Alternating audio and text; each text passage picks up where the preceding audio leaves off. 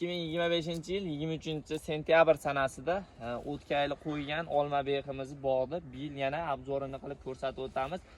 Misol uchun yilda meva olishini ushbu videolarimizdan ham ko'rib olsanglar bo'laveradi.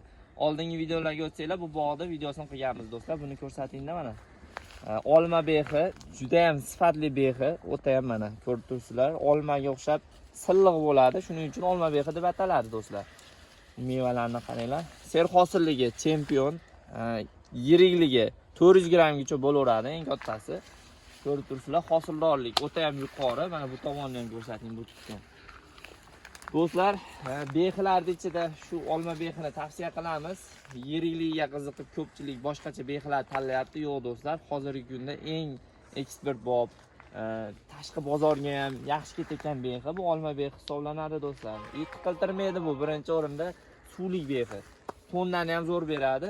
Bog'imiz 4 ga 3 sxemasida ekan, sxemani ham bitta ko'rsatinglar mana. Bu tomonni ko'rsating sxemalarini.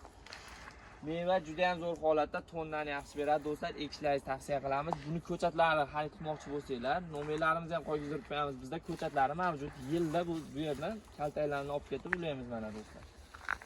Videomiz yoqqan bo'lsa, bittadan laykni bosib, kanalimizga obuna bo'lib qo'yinglar. Обязательно xudo xolasa yaxshi kontentlar chiqazib boraveramiz.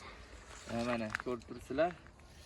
Suv zo'r bo'lsa, bexi ham, sifati ham zo'r bo'laveradi do'stlar. Bu yerda suvimiz juda ham zo'r. Farg'ona viloyati Quva tumani.